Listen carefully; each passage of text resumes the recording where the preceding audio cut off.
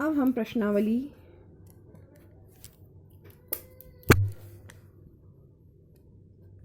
छः के प्रश्न नंबर 11 की ओर बढ़ते हैं। प्रश्न नंबर 11 है, निम्न में x का मान ज्ञात करो। देखिए यहाँ पे हमें एक समीकरण दिया गया है और हमें x का मान ज्ञात करना है। तो चलिए इसे हल करते हैं। शुरुआत LHS से करेंगे।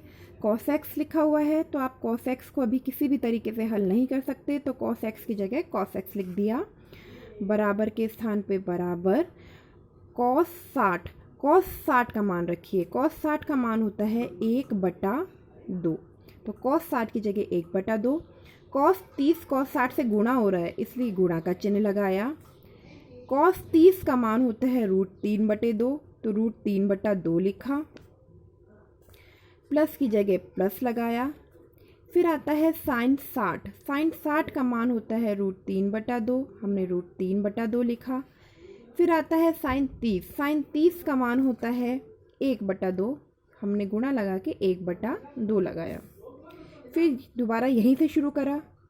cos x बराबर, बीच में गुणा का चिन्ह होता है तो अंश से और हर से गुणा होता है। √3 को 1 से गुणा करा तो आया √3 बटा 2 को 2 से गुणा करा तो आया 4, प्लस √3 को 1 से गुणा किया तो आया √3 और बटे में 2 को 2 से गुणा करा तो आया 4।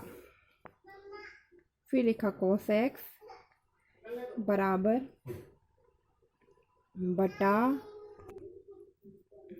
बटा में 4 दोनों में है, हर में, तो हमने 4 लघुत्तम ले लिया। हर का भाग अंश से गुणा, 4 का भाग 4 में दिया आया 1 को √3 से गुणा किया तो आया √3, प्लस 4 का भाग 4 में दिया आया 1 को √3 से गुणा किया तो आया √3। अगेन cos x बराबर 1√3 और 1√3 दोनों को जोड़ा तो आया 2√3/4। cos x बराबर, यहाँ 2 और 4 आपस में कट सकते हैं तो 2 को 4 से काटा तो आया √3/2, 2 दूनी 4, √3/2। अब देखिए हमारे पास है cos x बराबर √3/2। अब हम इस √3/2 को cos के फॉर्म में बदलेंगे। cos x की जगह लिखा cos x।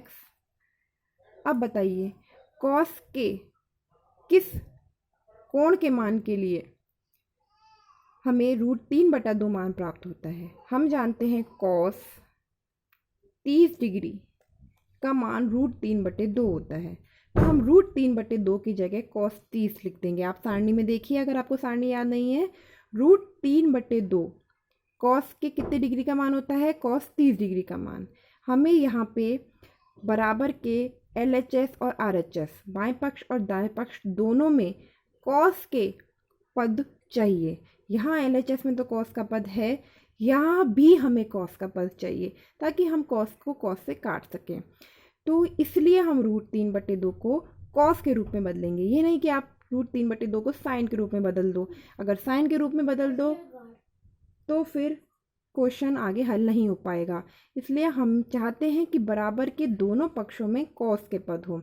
अतः हमने √3/2 को cos के रूप में बदला। सारणी में देखा तो हमने देख पाया कि cos 30 डिग्री का मान √3/2 होता है, तो हमने √3/2 की जगह cos 30 डिग्री लिख दिया। अब देखिए यहाँ LHS और RHS में यदि cos से cos काट दें तो हमें x का मान प्राप्त हो जाता है 30 डिग्री। और वह यही कह रहा था कि निम्न में x का मान ज्ञात करो, तो हमने x का मान ज्ञात किया जो कि आया 30 डिग्री और यह है हमारा आंसर।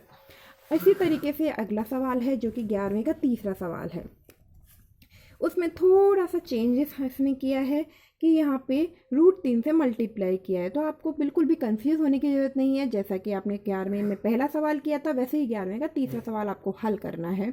हमने लास्ट तक इस LHS को नहीं छेड़ा था और इस सवाल में भी हम लास्ट तक इस LHS को नहीं छेड़ेंगे। ये जैसा है वैसा ही लिखते चलेंगे। √3 tan 2x बराबर sin 30 का मान होता है 1/2 प्लस साइन 45 का मान लिखेंगे जो होता है 1/√2। साइन 45 और कॉस 45 आपस में गुणा हो रहे हैं तो बीच में गुणा का चिन्ह लगाते हुए कॉस 45 का मान लिखेंगे जो कि होता है 1/√2 प्लस 2 की जगह 2 और साइन 90 का मान होता है 1 जो कि 2 से गुणा होगा। √3 tan 2x की जगह इसको ऐसा का ऐसा लिख देंगे और RHS को आगे हल करेंगे 1/2 की जगह 1/2 प्लस मैंने आपको पहले ही बताया कि जब तक हमारे पास किसी भी पद में गुणा भाग के चिन्ह हैं तब तक उसको हल, गुणा भाग के चिन्ह नहीं हट जाते हैं तब तक प्लस और माइनस को हल नहीं करेंगे। सबसे पहले गुणा और भाग के चिन्ह को हल करते हैं। तो यहाँ पे गुणा का चिन्ह है इसलिए इस पहले प्लस के चिन्हों को नहीं छेड़ेंगे, इनको ऐसे के ऐसे रखते चलेंगे। देखिए बीच में गुणा का चिन्ह है तो अंश को अंश से गुणा करेंगे तो 1 को 1 से गुणा करेंगे तो आएगा 1 और √2 को √2 से गुणा करेंगे तो आएगा 2 प्लस 2 एकम 2। अब देखिए अब हमारे पास कोई भी गुणा भाग का चिन्ह नहीं है तो हम इसको आगे हल कर सकते हैं। अब इन्हें हल करते हैं। √3 tan 2x बराबर, यहाँ पे हम लेंगे लघुत्तम तो हमारे पास प्राप्त होगा 2। ठीक है, अब अंश का भाग हर का भाग अंश से गुणा, हर है 2 तो हर का भाग 2 में दिया तो आया, हर का भाग अंश से गुणा 2 का भाग 2 में दिया तो आया 1 और 1 को 1 से गुणा किया तो आया 1 एकम 1। फिर जो चिन्ह है वो लगा दिया तो हर का भाग अंश से गुणा 2 का भाग 2 में दिया तो आया 1 और 1 को 1 से गुणा किया तो आया 1 प्लस का चिन्ह लगा दिया। फिर हर का भाग अंश से गुणा, हर इसमें कोई नहीं है तो हमने बटे में 1 कर दिया, बटे में 1 हर ले सकते हैं कभी भी। हर का भाग अंश से गुणा 1 का भाग 2 में दिया तो आया 2 और 2 को 2 से गुणा किया तो आया 4। चलिए आगे बढ़ते हैं।